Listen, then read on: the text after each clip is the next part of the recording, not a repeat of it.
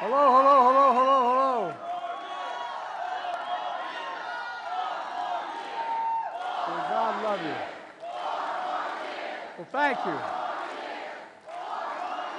Thank you, thank you, thank you. Caitlin, thank you for the introduction. And more importantly,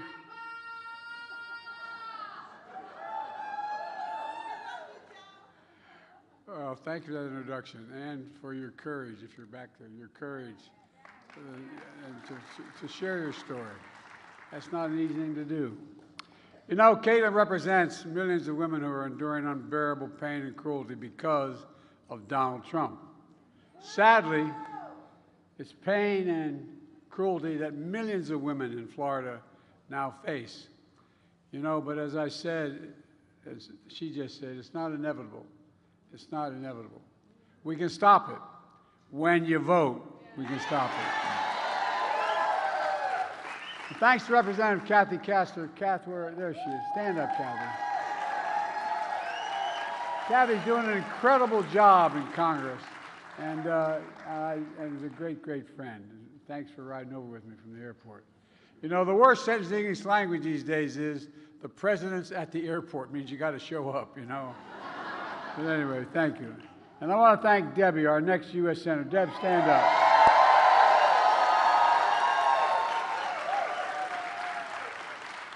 As one senior senator years ago when I was a freshman running for re-election in the United States Senate said to me, he said, "I'll campaign for you or against you, whoever helped the most." It's really important you win. This is a critical race. Debbie's running against Rick Scott, who wants to sunset Social Security. I think the voters are going to sunset Rick Scott.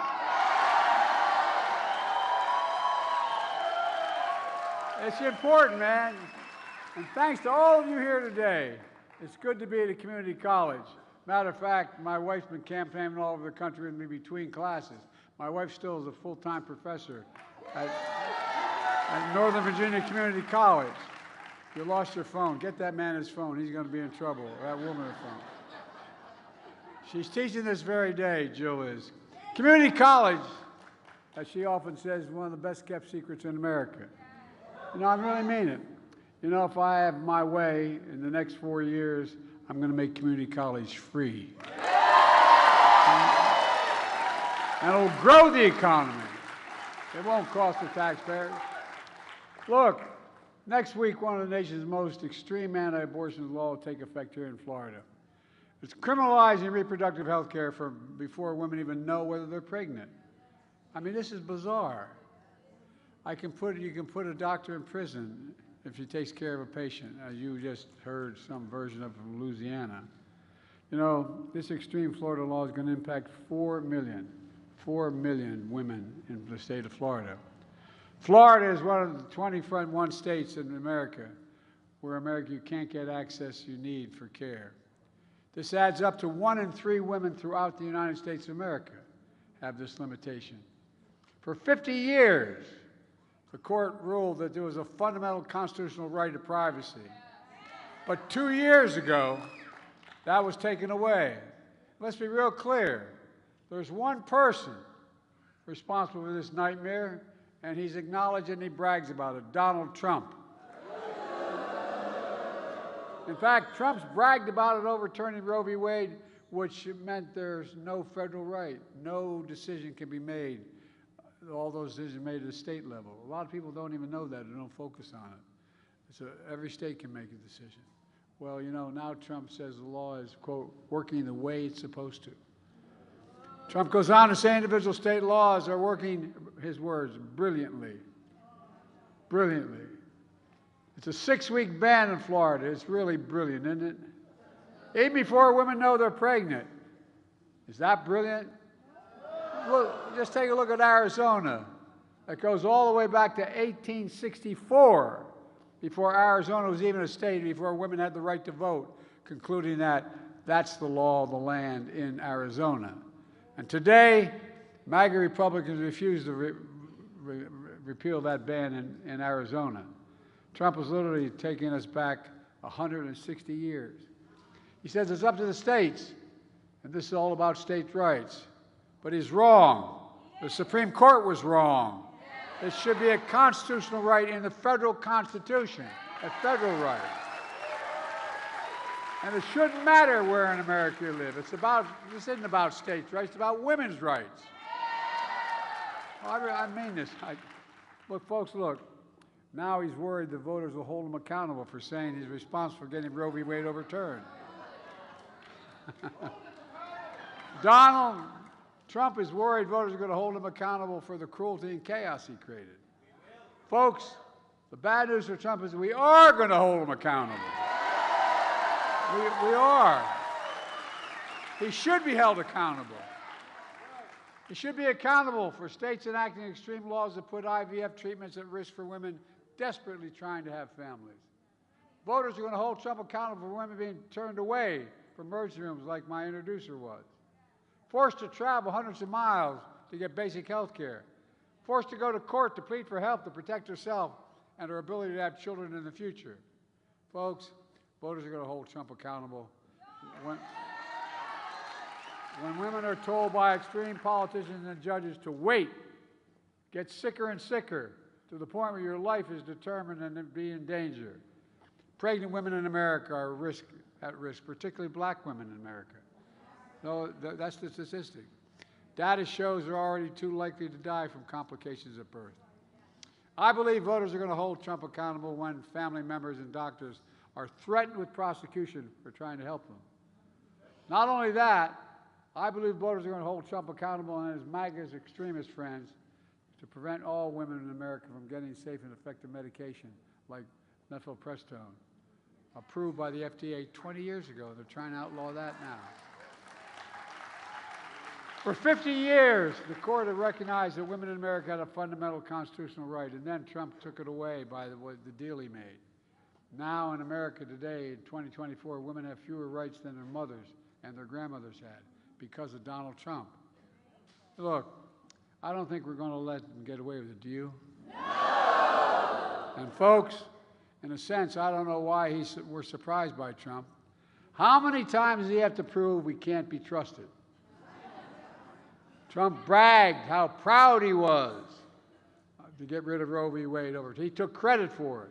He said there has to be punishment for women exercising their reproductive freedom. His words, not mine. He described the Dobbs decision as a miracle. Maybe it's coming from that Bible he's trying to sell. Whoa. I almost wanted to buy one just to see what the hell's in it. Folks, it was no miracle. It was a political deal to get rid of Roe v. Wade. A deal.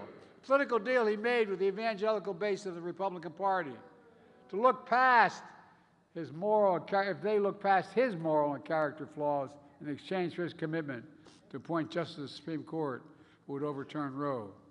Don't think he's making a deal right now with MAGA extremists to ban nationwide abortion in every single state, because he's making it.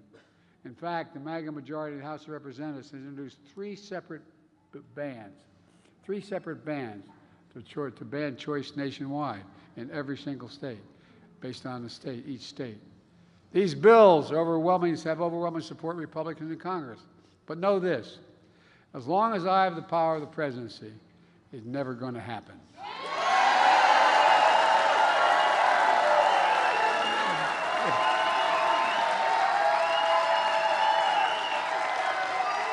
I mean it. If Congress ever passes a ban, I will veto that ban.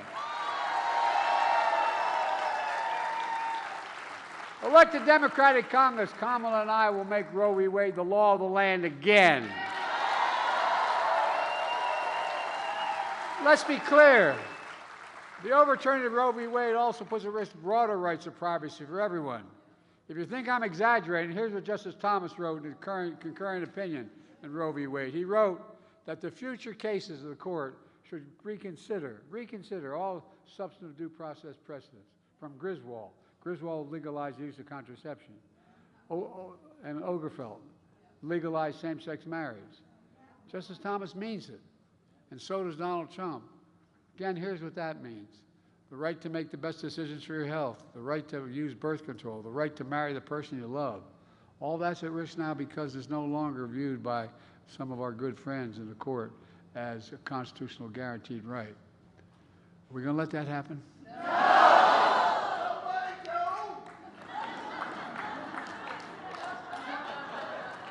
I like it, man. Will you come with me? Folks, the extreme laws passed since overturning Roe v. Wade have no place in the United States of America. But what does have a place in America is your voice. This decision overturning Roe v. Wade and saying states should make the decisions of the court practically dared women to be heard. Here's what they wrote in that decision. Women are not without electoral or political power. No kidding. No kidding. I'm almost challenging you. I said at the time, I don't think the court or the MAGA Republicans have a clue about the power of women in America. I mean it. I mean it. But they're beginning to find out, since the Dobbs decision, which states said should make these decisions, the court said that the states should make decisions, states all over this country, from Ohio, Kansas, Michigan, Kentucky, Wisconsin, Virginia, women and men in every background voted to record numbers to protect, in record numbers, to protect reproductive freedom. This November, you can add Florida to that list. You can. Are you ready to do that? You got to show up and vote. Are you ready to protect freedom? It was Donald Trump who ripped away the rights of freedom of women in America. It'll be all of us who restore those rights for women in America. And when you do that, we'll teach Donald Trump and the extreme MAGA Republicans a valuable lesson. Don't mess with the women of America. I mean it. Folks, let's get this done. Go to joebiden.com, sign up, get involved. I know you all in this room are involved. Talk to your family and friends. Organize your community. Register voters, get them out to vote. Old-fashioned way. Pick them up on election day. Call. Do you need a ride to the polls? And let's remember who we are. We're the United States of America, and there's nothing beyond our capacity if we work together. May God bless you all. May God protect our troops. Thank you, thank you, thank you. Thank you. We're going to get this done.